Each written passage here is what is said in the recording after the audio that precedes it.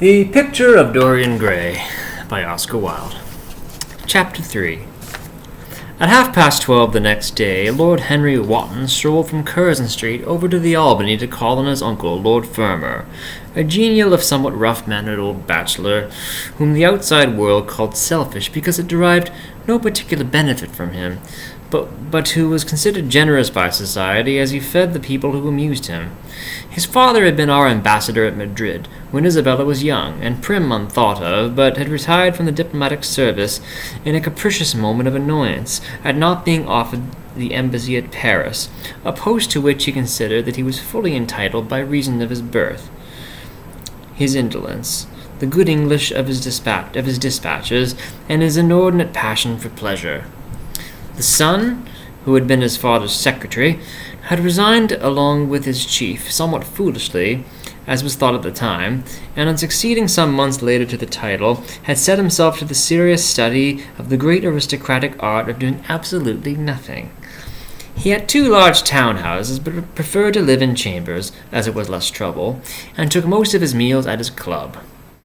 He paid some attention to the management of his collieries in the Midland counties, excusing himself for this taint of industry on the ground that the one advantage of having coal was that it enabled a gentleman to afford the decency of burning wood on his own hearth. In politics he was a Tory, except when the Tories were in office, during which period he roundly abused them for being a pack of radicals. He was a hero to his valet, who bullied him, and a terror to most of his relations, whom he bullied in turn. Only England could have produced him, and he always said that the country was going to the dogs. His principles were out of date, but there was a good deal to be said for his prejudices.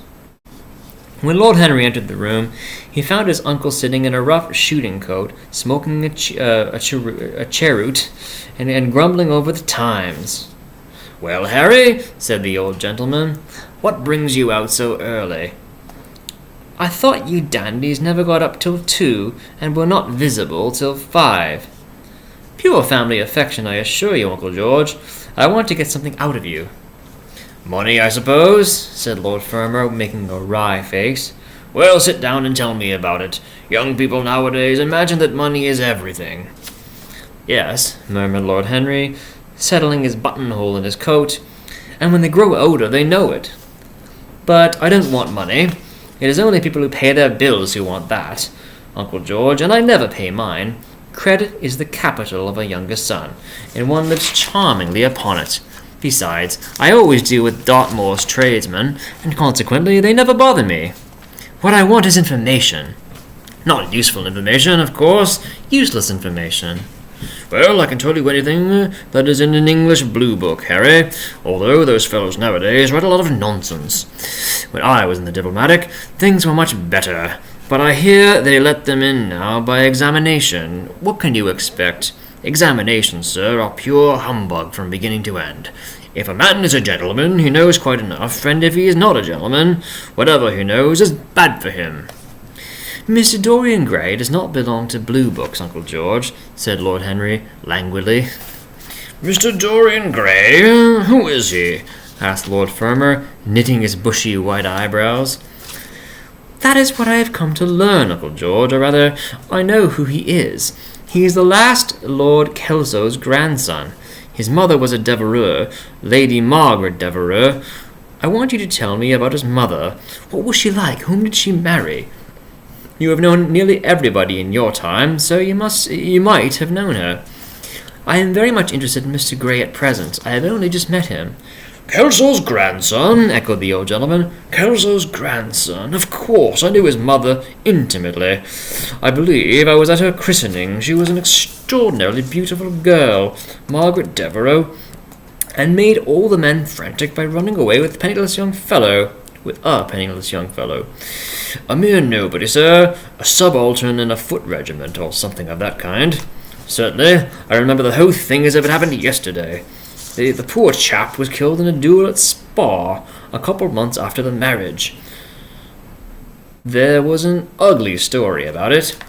They said Kelso got some rascally adventurer, some Belgian brute, to insult his son-in-law in public. Paid him, sir, to do it. Paid him. And that fellow spitted his man as if he had been a pigeon. The thing was hushed up, but egad, Kelso ate his chop alone at the club for some time afterwards. He brought his daughter back with him, I was told, and she never spoke to him again. Oh yes, it was a bad business. The girl died too within a year, so she left the son, did she? I had forgotten that. What sort of boy is he? If he is like his mother, he must be a good-looking chap. He is very good-looking, assented Lord Henry. I hope he will fall into proper hands, continued the old man. He should have a pot of money waiting for him if Kelso did the right thing by him. His mother had money too. All the Selby property came to her through her grandfather. Her grandfather hated Kelso, thought him a mean dog. He was too. Came to Madrid when I was there. Egad, I was ashamed of him. The Queen used to ask me about the English noble, who was always quarrelling with the cabman about their fares. They made quite a story of it.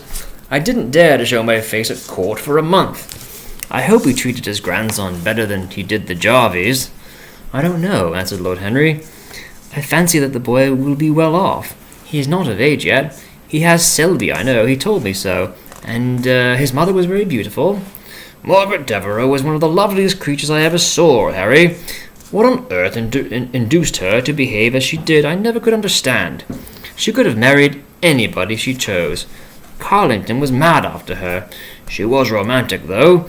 All the women of that family were. The men were a poor lot, but, egad, the women were wonderful.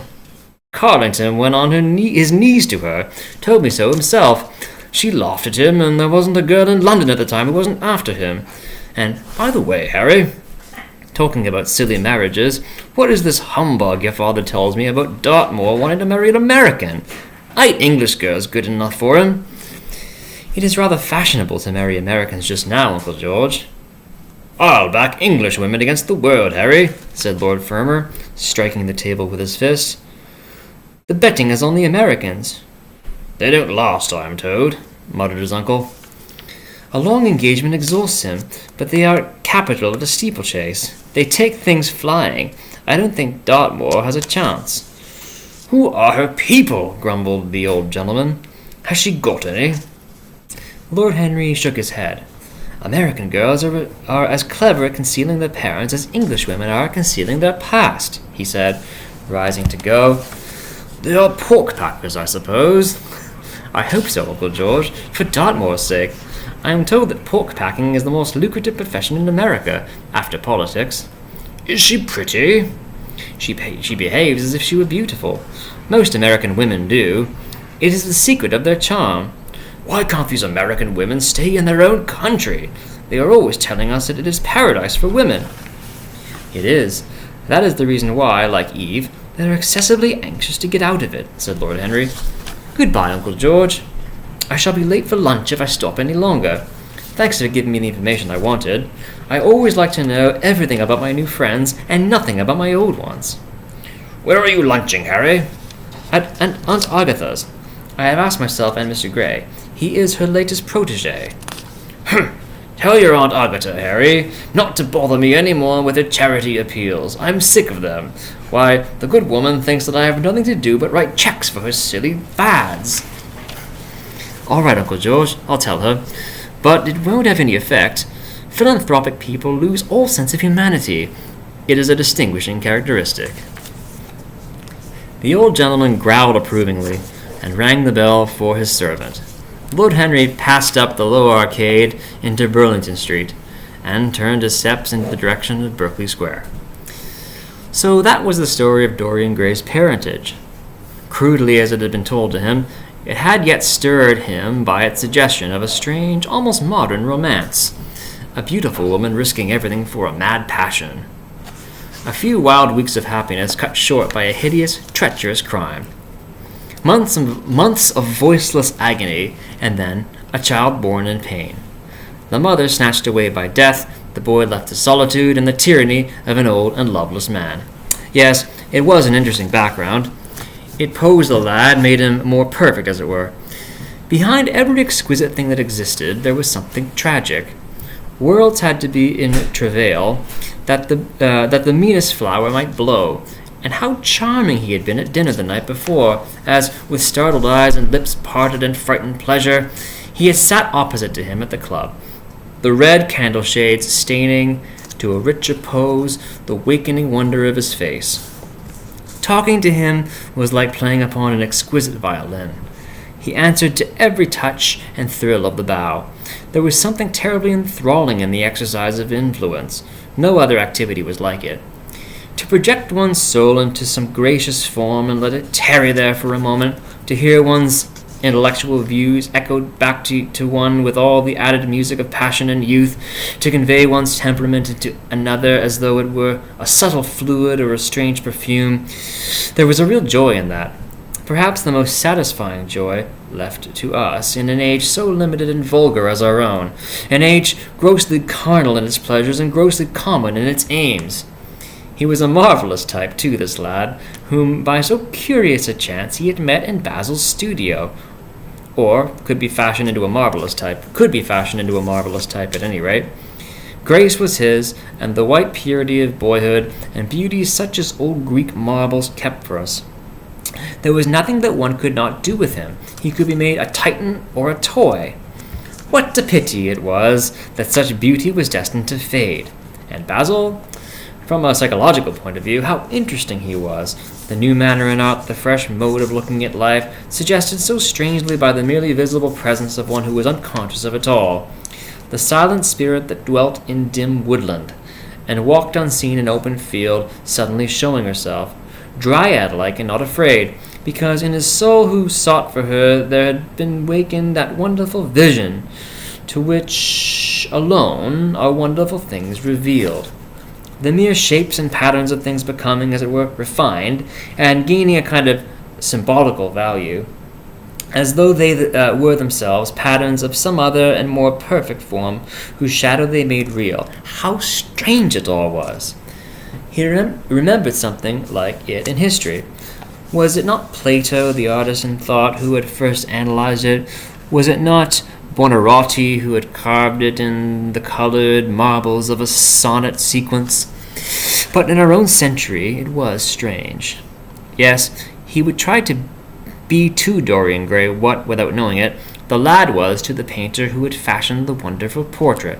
He would seek to dominate him. He had already, indeed, half done so. He would make that wonderful spirit his own. There was something fascinating in this son of love and death.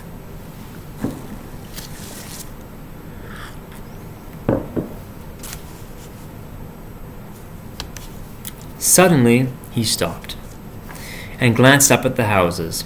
He found that he had passed his aunt some distance, and, smiling to himself, turned back.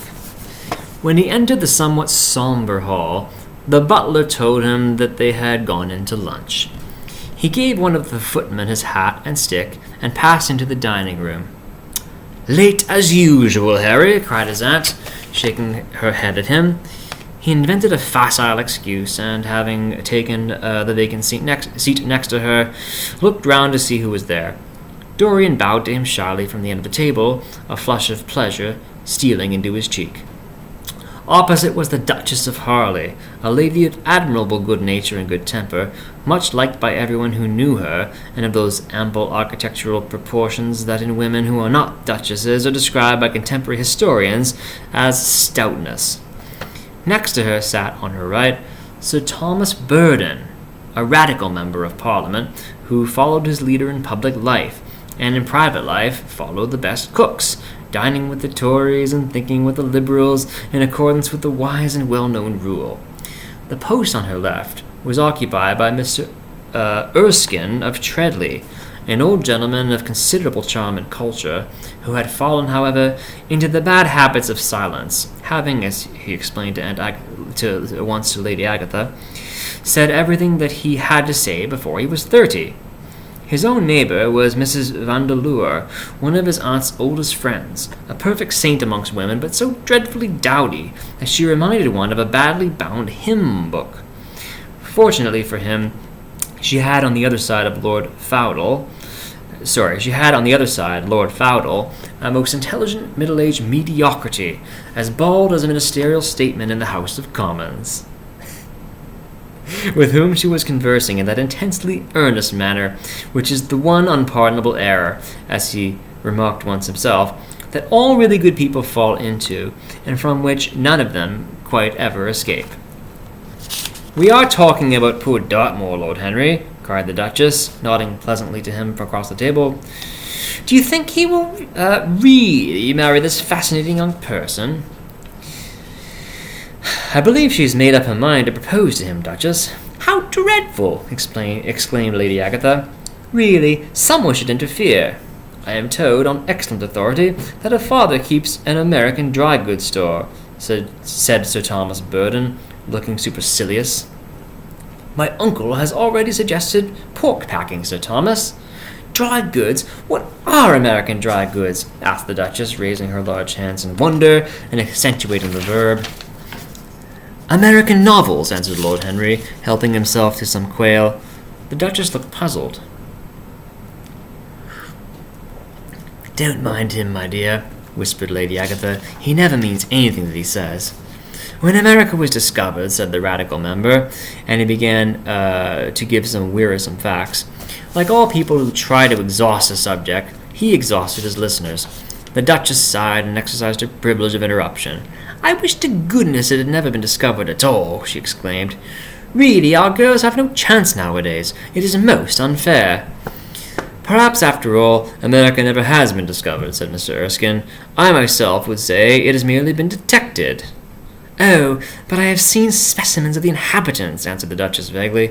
"I must confess that most of them are extremely pretty, and they dress well, too. They get all their dresses in Paris. I wish I could afford to do the same." "They say that when good Americans die, they go to Paris," chuckled Sir Thomas, who had a large wardrobe of humorous cast-off clothes. "Really? And where do bad Americans go when they die?" inquired the Duchess. "They go to America," murmured Lord Henry. Sir Thomas frowned. "I'm afraid that your nephew is prejudiced against that great country," he said to Lady Agatha. "I have travelled all over it, in cars provided by the directors, who, in such matters, are extremely civil. I assure you that it is an education to visit it." "But must we really see Chicago in order to be educated?" asked Mr. Erskine, plaintively. "I don't feel up to the journey." Sir Thomas waved his hand. "Mr. Erskine of Treadley has the world on his shelves. We practical men like to see things, not to read about them. The Americans are an extremely interesting people. They are absolutely reasonable. I think that is their distinguishing characteristic."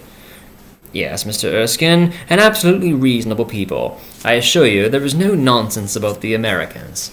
"How dreadful!" cried Lord Henry. "I can stand brute force, but brute reason is quite unbearable. There is something unfair about its use. It is hitting below the intellect." "I do not understand you," said Sir Thomas, growing rather red. "I do, Lord Henry," murmured Mr. Erskine with a smile. "Paradoxes are all very well in their way," rejoined the baronet. "Was that a paradox?" asked Mr. Erskine. "I did not think so. Perhaps it was. Well, the way of paradoxes is the way of truth. To test reality, we must see it on the tightrope. When the verities become acrobats, we can judge them." "Dear me," said Lady Agatha, "how you men argue.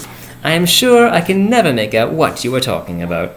Oh, Harry, I am quite vexed with you. Why do you try to persuade our nice Mr. Dorian Gray to give up the East End? I assure you he will be quite invaluable. They would love his playing."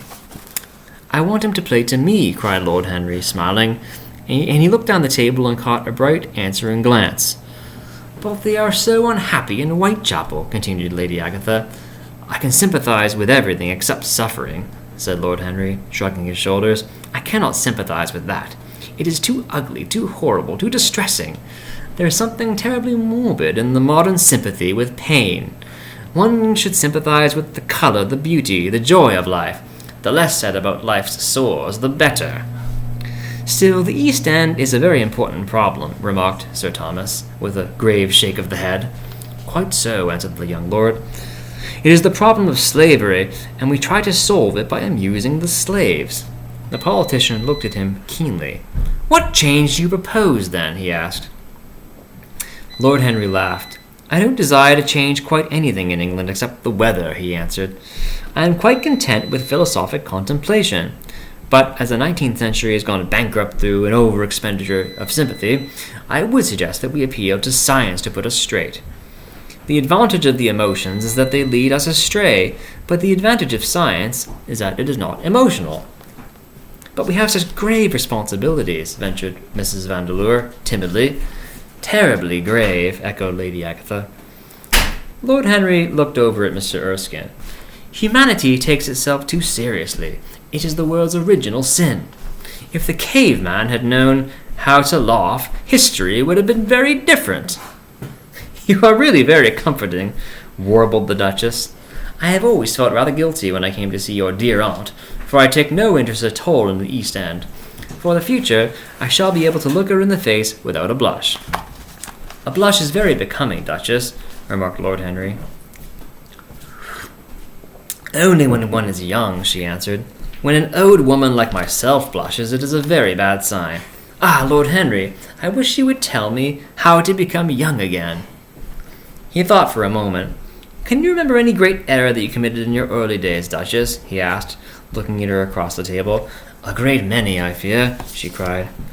Then commit them over again, he said gravely. To get back one's youth, one has merely to repeat one's follies. A delightful theory, she exclaimed. I must put it into practice. A dangerous theory, came from Sir Thomas's tight lips. Lady Agatha shook her head, but could not help being amused. Mr. Erskine listened. Yes, he continued, that is one of the great secrets of life. Nowadays, most people die of a sort of creeping common sense, and discover when it is too late that the only things one never regrets are one's mistakes. A laugh ran around the table.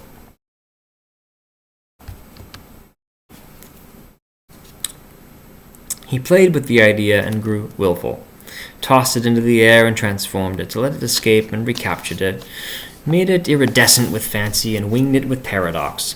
The praise of folly, as he went on, soared into philosophy, and philosophy herself became young, and catching the mad music of pleasure, wearing, one might fancy, her wine-stained robe and wreath of ivy, danced like a bacchante over the hills of life, and mocked the slow sullenness of being sober. Facts fled before her like frightened forest things. Her white feet trod the huge press at which wise Omar sits, till the seething grape juice rose round her bare limbs in waves of purple bubbles, or crawled in red foam over the vat's black, dripping, sloping sides. It was an extraordinary improvisation. He felt that the eyes of Dorian Gray were fixed upon him, and the consciousness that amongst his audience there was one whose temperament he wished to fascinate, seemed to give his wit keenness and to lend color to his imagination. He was brilliant, fantastic, irresponsible. He charmed his listeners out of themselves, and they followed his pipe laughing. Dorian Gray never took his gaze off him, but sat like one under a spell, smiles chasing each other over his lips and wonder growing grave in his darkening eyes. At last, liveried the costume of the age, reality entered the room in the shape of a servant to tell the Duchess that her carriage was waiting. She wrung her hands in mock despair. How annoying, she cried. I must go. I have to call for my husband at the club to take him to some absurd meeting at Willis's rooms, where he is going to be in the chair. If I am late, he is sure to be furious, and I couldn't have a scene in this bonnet. It is far too fragile. A harsh word would ruin it. No, I must go, dear Agatha. Goodbye, Lord Henry. You are quite delightful, and dreadfully demoralizing. I am sure I don't know what to say about your views. You must come and dine with us some night. Thursday? Are you disengaged Tuesday? Sorry, that should have been Tuesday. Are you disengaged Tuesday? Same day. For you, I would throw over anybody, Duchess, said Lord Henry with a bow. Ah, that is very nice and very wrong of you, she cried. So mind you come. And she swept out of the room, followed by Lady Agatha and the other ladies. When Lord Henry had sat down again, Mr. Erskine moved around, and, taking a chair close to him, placed his hand upon his arm. You talk books away, he said. Why don't you write one? I am too fond of reading books to care to write them, Mr. Erskine. I should like to write a novel, certainly. A novel that will be as lovely as a Persian carpet, and as unreal. But there is no literary public in England for anything except newspapers, primers, and encyclopedias. Of all people in the world, the English have the least sense of the beauty of literature. I fear you are right, answered Mr. Erskine. I myself used to have literary ambitions, but I gave them up long ago. And now, my dear young friend, if you will allow me to call you so, may I ask if you really meant all that you said to us at lunch? I quite forget what I said, smiled Lord Henry. Was it all very bad? Very bad indeed. In fact, I consider you extremely dangerous. And if anything happens to our good Duchess, we shall all look on you as being primarily responsible. But I should like to talk to you about life. The generation into which I was born was tedious. Some day, when you are tired of London, come down to Treadley and expound to me your philosophy of pleasure over some admirable Burgundy I am fortunate enough to possess. I shall be charmed. A visit to Treadley would be a great privilege. It has a perfect host and a perfect library. You will complete it, answered the old gentleman with a courteous bow. And now I must bid good-bye to your excellent aunt. I am due at the Athenaeum. It is the hour when we sleep there. All of you, Mr. Erskine? 40 of us in 40 armchairs. We are practicing for an English Academy of Letters. Lord Henry laughed and rose. I'm going to the park, he cried. And he was passing out the door. As he was passing out the door, Dorian Gray touched him on the arm. Let me come with you, he murmured. But I thought you had promised Basil Hallward to go and see him, answered Lord Henry. I would sooner come with you. I feel I must come with you. Do let me. And you will promise to talk to me all the time. No one talks so wonderfully as you do. Ah, I have talked quite enough for today, said Lord Henry, smiling. All I want now is to look at life. You may come and look at it with me, if you care to. End of chapter 3. We're going to take a brief break and be back with you soon. Goodbye.